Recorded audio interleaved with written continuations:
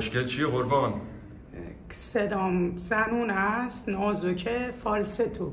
صدا پشت تلفن خب اشتباه میگرفتن، فکر کردن خانومم تو باشگاه و اینا. صدام بلند نبود، صدام نمیتونم بلند حرف بزنم. عزیزم دوستات گفتی چی؟ مسخره میکردن. دوستات مسخره میکردن. خب ما اینجا هیچ دستی برای دوستات تکون نمیدیم یا خودشون ضرر کردن. خب عزیزم چجوری پیدا کردی؟ از طریق اینستاگرام. با کی فرستاد؟ چند تا از دوستان فرستاده بودن، رفتم تو پیج اون دیدم استادونا. بله چه دوستای خوبی. الان یه همونه بودن که مسخره میکردن. شانس ندارم به خدا. خب نمیدونم تعریف کنم بکوبم چیکار کنم. مامان چطوره؟ خیلی خوشحاله عزیزم. خوشحال میشید اگه درست بشه صداش؟ بله عالی. چجوری خوشحالیتون رو نشون میدین؟ خیلی. آخه عزیزم یه صدای خوشگل سفارشی برات درست میکنم. مامان چند دقیقه بیرون بشینه میریم و درست میکنیم صدا رو. قربون شما.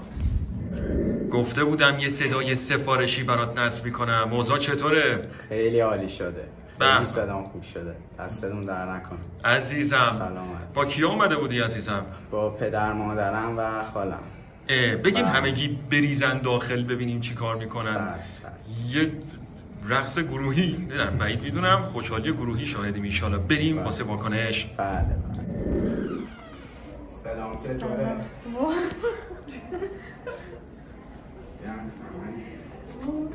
درود بر شما. درود بر شما. سلام چطور شده؟ خیلی عالی. سلام. شما بابا هستی؟ بله دستتون درد. فکر کنم هم صدای بابا شدن. هم صدای با ما ست میکنیم اینجا، خانوادگی صدا نصب میکنیم. یه کمی حرف بزن صداتو بشنوه بابا. همون چیزه بود. خیلی ممنون عزیزم. سلامت باشی. خدا رو شکر. یه خوشحالی به داریم خوشحالی میبینیم الان.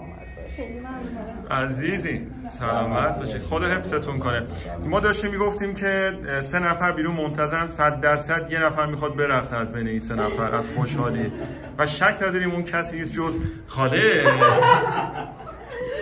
نه خاله عالی شده. خب سلامت باشی. داره موضوع عوض میکنه الان یه عالی شده. اشکال نداره. شما این نفر رو میبخشید ولی نفر بعدی آماده باشه باید برقصه. اینجا من نمیدونم. خدا حفظتون کنه. عزیزم مراقب خودتون باشین. شاد باشید و بدرخشید.